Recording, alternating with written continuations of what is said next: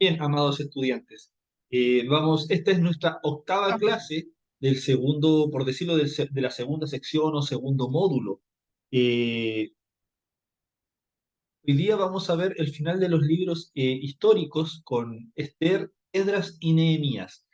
La próxima clase ya es nuestra evaluación, ¿ya? Así que yo les voy a dar las indicaciones de la evaluación, se las voy a dar por este medio, o sea, por WhatsApp. Por WhatsApp le voy a dar las indicaciones y cualquier consulta al WhatsApp personal o bien al del ITIP, ¿ya? Al que tenemos como clase. Bien, vamos a ir al nuestro primer libro, es el libro de Ter. Como subtítulo dice La Reina. Como subtítulo dice La Reina. Amén. ¿Se me escucha, cierto? Sí, pastor, se escucha bien. Bien, y empezamos. Este libro y el libro de Ruth son los dos únicos libros del Antiguo Testamento con nombre de mujeres. Ojo con eso, hay muchas mujeres dentro de la escritura, pero el libro de Ruth y este libro de Esther son los únicos libros del Antiguo Testamento con nombres de mujeres. El autor del libro es desconocido, aunque Mardoqueo, Esdras y Nehemías han sido sugeridos como posibles autores. Sin embargo, al que más se asemeja por su amplia familiaridad con la vida y costumbres persas es a Mardoqueo. Mardoqueo era el tío de Esther, ya que trabajaba también para el rey, y también estuvo como una persona, ¿cómo podemos decirlo? Que estaba como testigo ocular y podía dar fe de cualquier cosa que podía dar eh, fe a lo que hizo Esther. Bien, Adasa, ¿qué es lo que significa Adasa? Porque sale en Esther 2:7. Fíjense, ¿qué es lo que dice? Y había criado a Adasa, es decir, Esther, hija de su tío, porque era huérfana, y la joven era de hermosa figura y de buen parecer. Cuando su padre y su madre murieron, Mardoqueo la adoptó como hija suya. Mardoqueo era su tío, y ella se llamaba Adasa. Quiere decir, ¿por qué Esther? Porque quiere decir, Adasa quiere decir mirto. ¿Lo que significa eso en hebreo? Esther, cual vino de la palabra persa ella, o posiblemente del nombre de la diosa de Babilonia, Ishtar.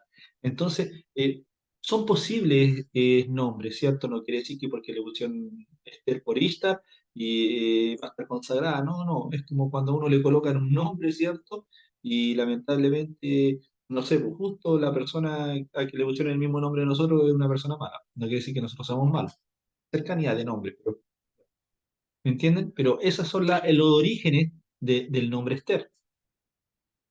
Me quedo con la palabra persa, porque en esos tiempos ellos estaban dominados por los persas. Entonces se tomaba todas, ¿cierto? Todas las costumbres, eh, más que babilónicos que de los persas.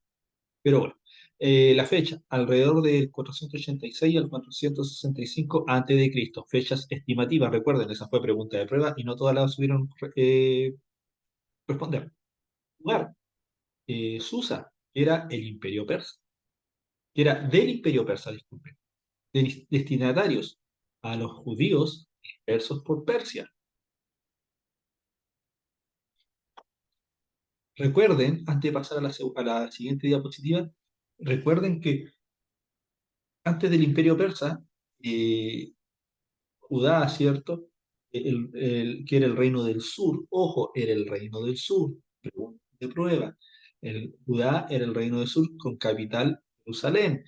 Fue primeramente cautivo por el babilónico. El imperio babilónico tuvo una rencilla, ¿cierto?, con el imperio persa, la cual ganó el imperio persa, venció el imperio persa, y de ahí se dice destinatarios a los judíos dispersos por Persia. Estaban por toda Persia, ¿cierto? Cautivos. Pero para ello era este libro. Autor, como lo dije anteriormente, el autor de este libro es desconocido, aunque Mardoqueo, Edras y Nehemías figuran como posibles autores, por la amplia familiaridad con la vida, ¿cierto? por la amplia familiaridad con la vida, historia y costumbres persas, se otorga como autor a Mardoqueo. Sabemos que Esther era una mujer judía, no era persa, nació, es cierto, en un imperio persa, pero era judía, de padres judíos, en la cual quedó huérfana, sobrina de Mardoqueo, como lo vimos en Esther 2:7. Esta fue reina de Persia, esta fue reina de Persia, vamos a silenciar un micrófono. Esta fue reina de Persia y Dios utilizó su gran valentía para salvar al pueblo judío de la destrucción. Entonces, acá nos ponemos a pensar, había una destrucción para los judíos y Esther fue reina de Persia porque agradó, ¿cierto? A, a Asuero, ¿cierto? Al rey Asuero. Eh, le agradó porque acá en el 2:7 dice que era hermosa de figura y de buen parecer. O sea, era linda y con bonito cuerpo, ¿cierto? Entonces, también era una mujer valiente.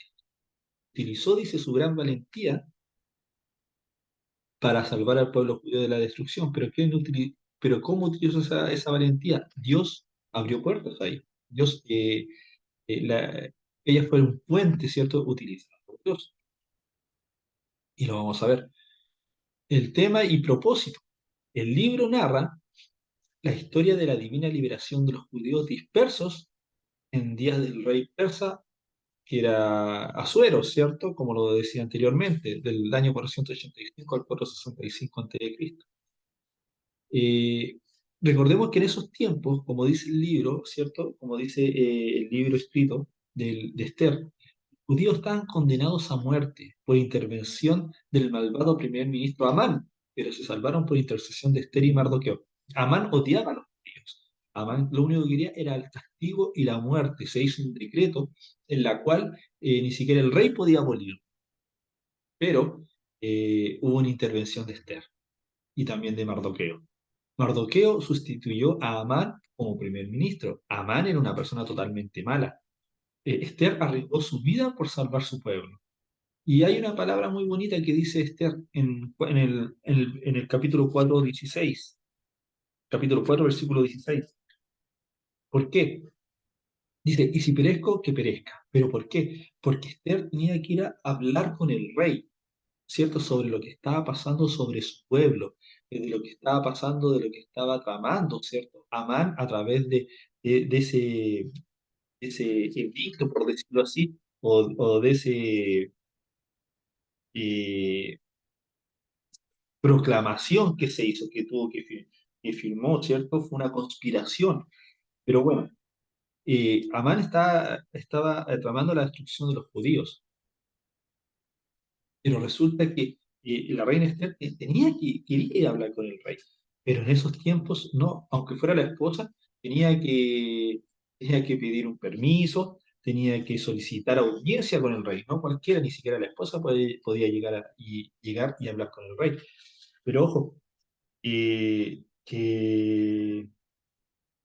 la reina Esther se tomó de valentía, pero fíjense lo que hizo, fíjense la particularidad del versículo, o sea, del capítulo 4, versículo 16.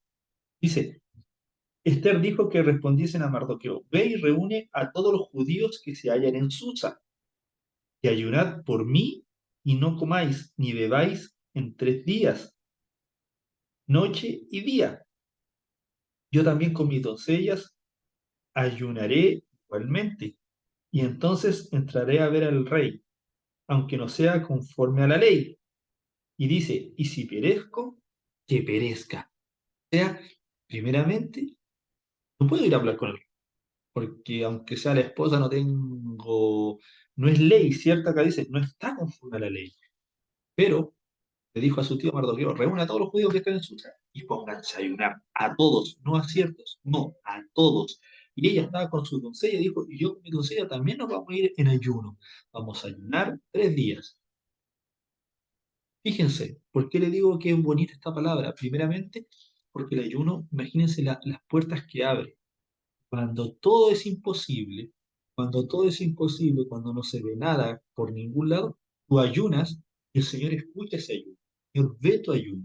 Esther pudo escuchar, yo creo que pudo escuchar algo, le dijo el Espíritu de Dios a Esther, ¿cierto? Y dijo, bueno, si perezco, que perezca. O sea, voy a ir a hablar con el rey y si tengo que morir, que muera. Entonces, nosotros eso es lo que muchas veces predicamos, ser un cristiano con decisión, ser un cristiano decidido. Y muchas veces, bueno, si hay que morir, hay que morir. No voy a morir. Pues morir en el intento y no con las dudas y no con miedo, sino en el intento, ¿cierto? Entonces, Esther fue una mujer muy, muy, muy valiente. La particularidad de este libro es que no, miren, imagínense, la particularidad de este libro es que no se menciona el nombre de Dios.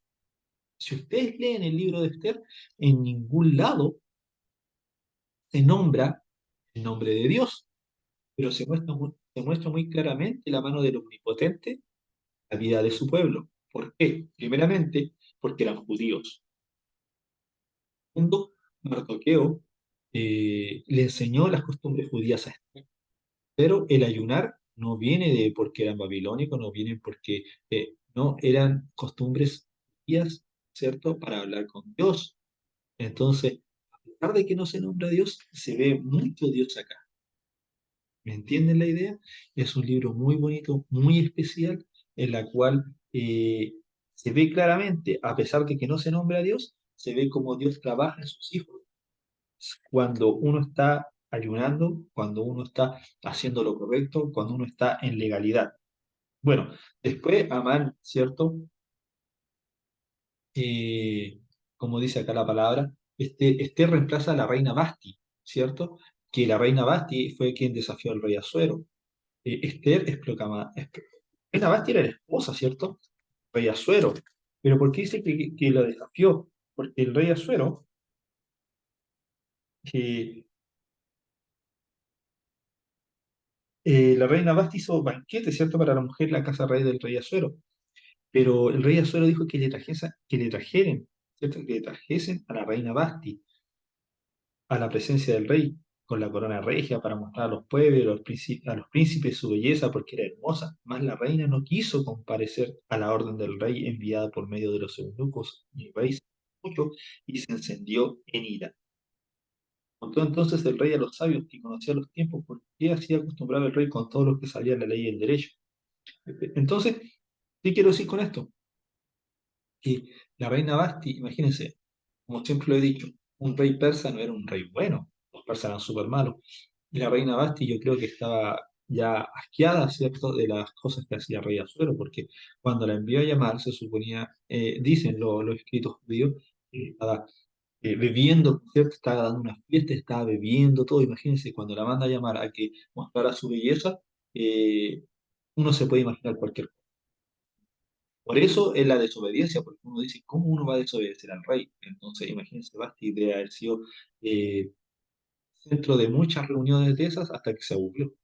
Pero Esther dio la otra cara y con la gracia de Esther, que la gracia, o sea, con la gracia de Dios que estaba en Esther, pudo cambiar ese rey. Esther es proclamada reina.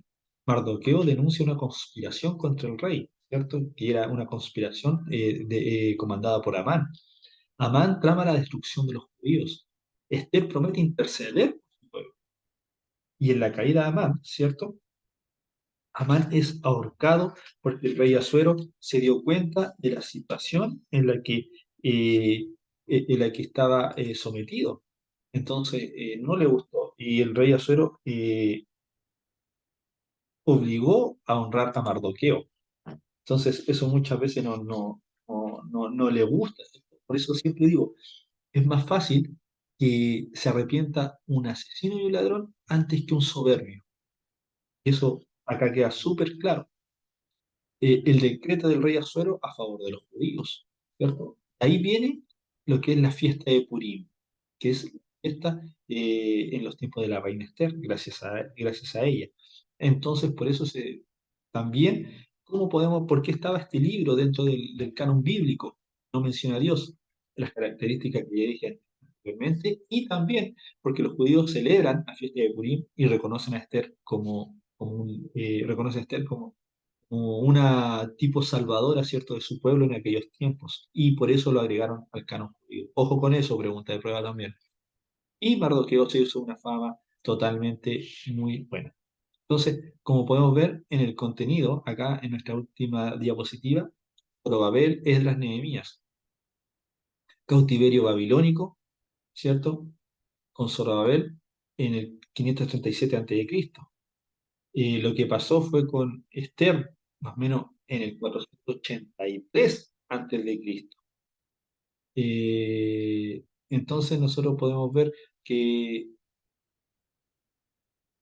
que la reina Esther fue muy importante, ¿cierto? Muy importante en estos tiempos.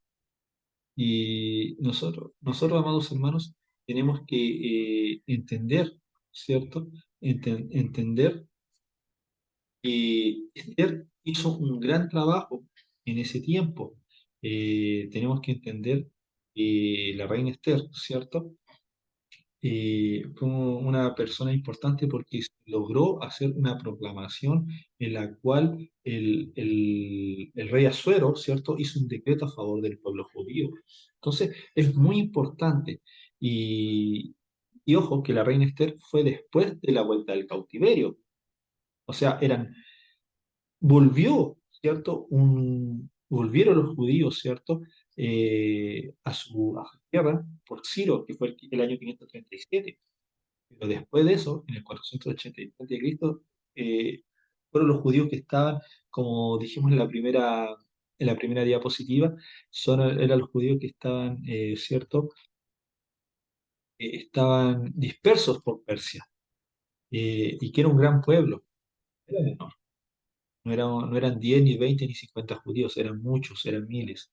Pero eran judíos que no se devolvieron y se quedaron en Persia y estaban dispersos por X motivos. Pero Esther logró, ¿cierto?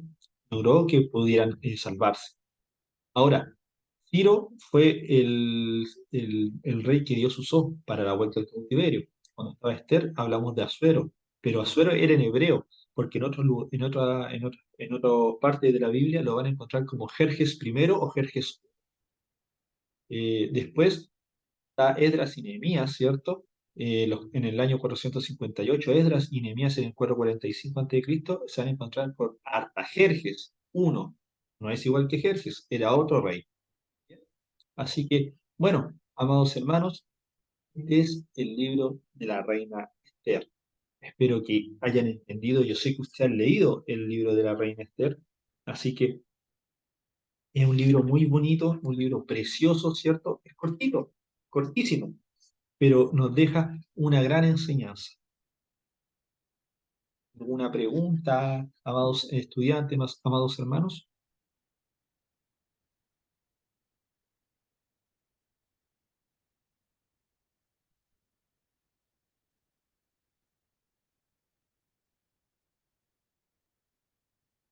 Para pasar al siguiente libro, que es el libro de Esdras, muy importante. Libro de Esdras. ¿Se ve la diapositiva de Esdras? Amén, Sí, sí. pastor. Bien. Como subtítulo dice el regreso. El regreso, ¿cierto? Porque ahí, bueno, acá lo vamos a ver, origen y fecha. Este libro no tiene un autor definido, pero la tradición judía lo atribuyen a Esdras, el mismo, famoso por ser sacerdote y escriba. Su nombre significa Jehová ayuda. Antiguamente, los libros de Esdras y Nehemías eran un solo libro. Los libros de Esdras y Nehemías fueron escritos en arameo, amados estudiantes. La fecha, alrededor de entre el 457 y 458 más o menos antes de Cristo, hasta el 444 antes de Cristo. Lugar, Jerusalén y Judá, o sea, todo el reino del sur, destinatarios al pueblo judío que regresaba del cautiverio. La tradición judía le atribuye este libro a Esdras, y no solamente este libro, sino también el libro de Nehemías. Sin embargo, el autor original es desconocido. Esdras era conocido e identificado como sacerdote y escriba, también como una persona fuerte y piadosa. Imagínense la combinación de Esdras, fuerte y piadosa. Me gusta. En realidad me gusta mucho, personalmente me gusta identificarme con Esdras. Miren, Esdras 7:10. Vayan a Esdras 7:10. ¿Qué es lo que dice? Dice, porque Esdras había preparado su corazón para inquirir la ley de Jehová y para cumplirla, y para enseñar en Israel sus estatutos y decretos. Eh,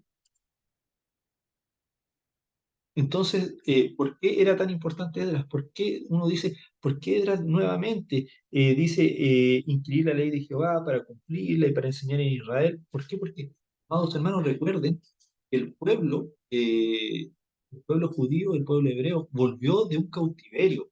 Vivió muchos años en un cautiverio, vivió muchos años, ¿cierto? Siendo esclavizados, vivió muchos años con imperios, con otras costumbres totalmente idólatras, totalmente fuera de la voluntad de Dios, totalmente paganas, en la cual había prostitución espiritual, ¿sí? Que se entregaban a dioses ajenos. Así mismo, literalmente era así. Eh, entonces, Esdras se tuvo que levantar, tuvo que ir a enseñar nuevamente lo que era la palabra de Dios y fue muy tajante con eso, demasiado tajante. Inclusive habían matrimonios que habían vuelto un hebreo, ¿cierto? Con una persona, con una mujer eh, judía, o sea, no judía, babilónica o persa, y Esdras, por decirlo, les enseñó la ley de Jehová en esos tiempos, que era la ley de Moisés, y se tuvieron que separar, porque no eh, iba a venir castigo. Así de tajante era Esdras. Esdras era judío que volvió a Jerusalén desde Babilonia. Esdras ayudó a instaurar de nuevo la adoración pura de Dios y enseñó sus leyes. Trabajó junto a Nehemías para llevar a cabo la reforma religiosa. ¿Por qué la reforma? Si todo esto ya estaba escrito, sí, pero como les dije anteriormente, todo se había desordenado, todo había un mix de todo, ¿cierto? Entonces había que nuevamente enseñar la palabra de Dios. Esa es la palabra correcta, nuevamente enseñar la palabra de Dios y cumplir. Este libro narra o describe el retorno de los judíos que habían estado cautivos por el imperio babilónico hasta su regreso a Jerusalén y Judá. Esdras nos provee detallada información sobre el pueblo judío procedente del cautiverio babilónico bajo el rey Ciro, en 39 a.C. Esdras documenta la reconstrucción de la vida y la adoración en Jerusalén. Entonces, como lo dije anteriormente, Esdras eh, era muy importante porque empezaron, ¿cierto? Empezaron a colocar los cimientos en el templo, reedificación del templo, ¿cierto? Recuerden que en esos tiempos profetizaron Ageo y Zacarías, a Esdras, y bueno, también, como les dije, eh, Esdras empezó, ¿cierto? Bien rígido con la palabra de Dios, inclusive en el capítulo 10 dice la expulsión de las mujeres extranjeras. Entonces, Esdras fue muy drástico. ¿Por qué? Porque era obediente a la palabra de Dios, lo que muchas veces nos cuesta hacer, ¿cierto? Este libro, amados hermanos, constituye vasta información sobre los tres regresos a Jerusalén en un periodo de 9 décadas: Zorobabel, Esdras y Nehemías. Y Esdras estuvo en todo. Sin embargo, la autonomía política, estorbos, nunca pudo ser un hecho, ya que existía gran oposición por los pueblos del entorno. El estudio del regreso del pueblo judío de la cautividad babilónica es similar a un segundo éxodo. Claro, ¿por qué? Porque era un regreso, ¿cierto? Pero bueno, en este momento nadie los perseguía, pero sí el entorno, ¿cierto? No solamente habían persas, sino que había otras naciones alrededor que también los atacaban. La salida, ¿cierto? Viaje de regreso a Babilonia con Zorobabel, reedificación del templo y los muros de la ciudad con Zorobabel, la proclamación de la ley, la oposición de los enemigos, que era el entorno, como lo dijimos anteriormente, en su posición, de escriba, Esdras obtuvo acceso a información a través de documentos administrativos persas. Recuerden que creo que fue la clase pasada o la antepasada que yo les explicaba que no cualquiera podía tener acceso a información, a documentos, ¿cierto? Espirituales, a documentos santos, a documentos escritos, solamente las personas importantes. El rey, por eso los reyes tenían que enseñar la Torá, ¿cierto? ¿Y por qué no se enseñó la Torá? Y ahí se desvirtuó todo y hubo la división de los reinos. Eh, los sacerdotes o bien algunos ministros del gobierno tenían acceso a la información de esos documentos administrativos, tanto persas, babilónicos, los que fueran. Pero no cualquiera, ni siquiera cualquiera podía leer la Torá, los que tuvieran acceso. Esdras era un sacerdote, Esdras era un escriba, o sea, tenía una muy buena posición ante el gobierno en esos tiempos. El decreto de Ciro, por palabra y por escrito. El primer regreso bajo Zorobabel, reedificación del templo, la oposición de los adversarios. El profeta Ageo y Zacarías predicaron durante el tiempo de Zorobabel, quienes son 20 a.C. en adelante. El templo terminado y dedicado. Segundo regreso bajo Esdras llega por el orden del rey Ciro para inspirar y disciplinar al pueblo de acuerdo con la ley judía. O sea, eh, fíjense, para inspirar y disciplinar al pueblo de acuerdo con la ley judía. Entonces, muchas veces ustedes, bueno, no vamos a poner una ley judía entre nosotros, pero sí cuando alguien te disciplina con la ley del Señor, con la palabra, sea el nuevo pacto, el antiguo pacto, muchas veces no queremos hacer el caso, no queremos hacer caso, no nos queremos hacer las cosas como bien se nos parezca. Y hay que tener ojo con eso porque ya está escrito ya. Bien, Esdras se enfrentó con problemas como los matrimonios entre judíos y paganos, imagínense. Y vamos a ver el mismo recuadro que vimos en el libro, en la diapositiva de Esther. Esdras en el 458, ¿cierto? Estuvo también con Zorobabel, Nehemías, o sea, Esdras también tenía una buena cantidad de años, pero estuvo ahí y fue la segunda expedición, ¿cierto? Enseñar la Torá y reconstruir la comunidad, porque la primera reconstrucción del templo la trajo Zorobabel cuando permitió el rey Ciro que se devolvieran en el 537 a.C. Ya Esdras en el 458, ¿cierto? En esa segunda expedición enseña la palabra de Dios y reconstruye la comunidad, o sea, reconstruye lo que es en realidad lo hebreo, lo judío, y no lo mezclado, no lo pagano con los judíos, porque en esos tiempos no se podía. Y el llamado a los gentiles. Bien, entonces ese es el libro de Esdras. Si alguien tiene alguna duda, amados estudiantes, algo que tengan alguna dudita, alguna pregunta, vamos a pasar al último libro, que es el libro de Nehemías. Libro de Nehemías. Como subtítulo dice Los muros. El libro no tiene autor definido, pero la tradición judía lo atribuyen a Esdras, famoso por ser sacerdote y escriba, como lo decía anteriormente, ¿cierto? Esdras generalmente como era una persona letrada, escriba, y una persona escriba no solamente sabía escribir, no solamente sabía un idioma, sabía muchos idiomas, el entorno, aparte que era sacerdote, entonces tenía una gran afinidad y una gran cercanía con muchos pueblos cercanos. Entonces era como ideal para escribir tanto como Esther, como su mismo libro, el libro de Esdras, como también como Nehemías. Recuerden que anteriormente dijimos que Nehemías y Esdras eran un solo libro, entonces ¿qué más que Esdras, cierto? ¿Qué es lo que significa Nehemías? Jehová. Antiguamente, como lo dije hace un momento, los libros de Esdras y Nehemías eran un solo libro. Los libros de Esdras y Nehemías fueron escritos en arameo. ¿Qué fecha? Más o menos alrededor del 446 antes de Cristo.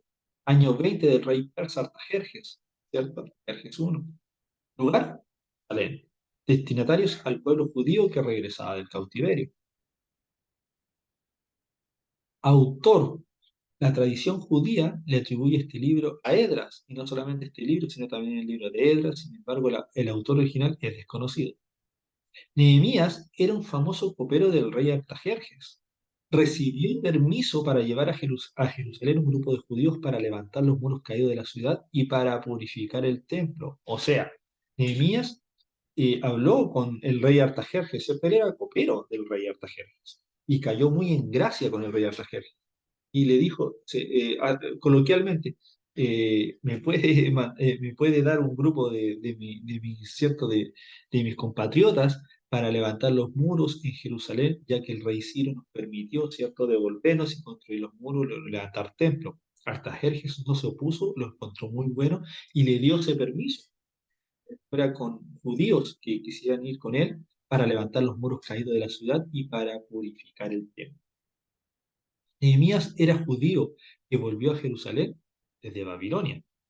Nehemías fue el gobernador de Jerusalén, 445 hasta 433 a.C. Quiero acá aclarar una cosa. Nehemías era judío que volvió a Jerusalén desde Babilonia. Nehemías, Esdras, Zorobabel fueron esclavos en los imperios que los tuvieron en cautiverio, pero aún así llegaron la maldad, nunca doblegaron rodillas. Entonces, eso era lo que lo hacía especiales, eso era lo que lo hacían caudillos, eso era lo que lo hacían gobernadores, líderes, porque daban el ejemplo y daban testimonio de que siempre su corazón permaneció con Dios, ¿cierto? No así algunos hebreos, ¿cierto?, que dieron vuelta la cara al Señor. O bien algunos sí eran judíos y casados o sea, respetaban la ley de Dios, pero tampoco sobresalían. ¿Cierto? Ellos sobresalieron. Nehemías trabajó junto a Esdras para llevar a cabo la reforma religiosa, ejemplo de liderazgo, siervo piadoso que trajo avivamiento a un pueblo desalentado. ¿Y por qué desalentado? Eh, Porque hay que recordar que se tenía que hacer eh, los muros, ¿cierto? Los muros del templo. Pero muchas veces Nehemías le llamó la atención al pueblo. Y, hizo un- y les llamó la atención, ¿por qué? Que imagínense, eh, este libro nos cuenta el regreso de Nehemías a Jerusalén y nos narra el vivo interés de Nehemías por el pueblo que habitaba en Jerusalén. Este interés se expresaba mediante las plegarias por la reconstrucción de las murallas de la ciudad, a despecho de la fuerte oposición. Entonces, Nehemías como gobernador de Jerusalén y Esdras como sacerdote de la ciudad instituyeron reformas entre el pueblo que generaron un despertamiento espiritual. Trabajaron en conjunto, ninguno era más que el otro, ¿cierto? Trabajaron en coinonía juntos como hermanos. El mensaje del libro lo hallamos en el logro de una meta mediante la oración y la firmeza frente a la frustración. Se reconstruyó el templo, primeramente. Se le llamó la atención por parte de Nehemías a los hebreos. ¿Por qué?